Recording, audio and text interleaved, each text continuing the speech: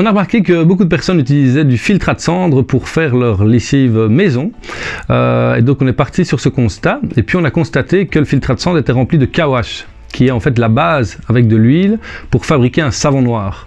Nous avons donc créé le savon de Namur, qui est composé du filtre à cendre et de l'huile de colza, qui vient de chez Alvanat à quelques kilomètres de l'atelier.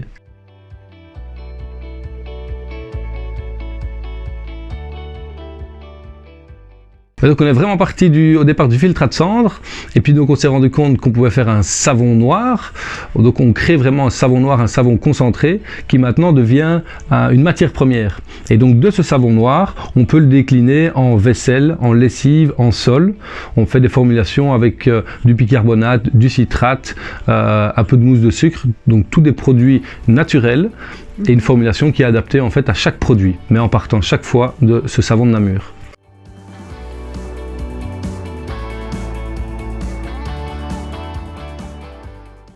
Mais donc pendant 2 ans, on a fait beaucoup de tests, d'expérimentation, et puis on s'est rendu compte qu'on était un peu bloqué point de vue connaissance et expertise d'un point de vue chimie.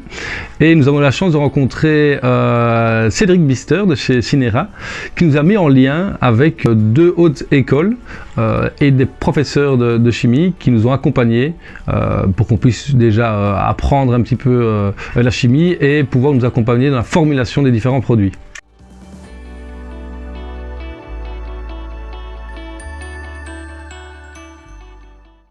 Mais donc les hautes écoles ont vraiment des compétences que souvent les porteurs de projets n'ont pas, et donc c'est très enrichissant à la fois pour la rencontre et puis pour l'apport de compétences bien spécifiques en fonction du projet. C'était un élément de blocage à un moment, c'est comment trouver un chimiste qui peut nous accompagner.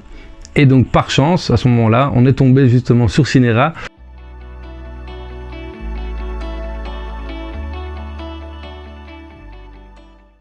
Vas-y, fonce, reste ouvert un maximum, mais apprendre à connaître les gens et à savoir qu'il y a beaucoup de choses qui sont mises en place pour aider les entrepreneurs, mais pour les trouver, il faut s'intéresser et rester ouvert et ne pas hésiter à poser des questions.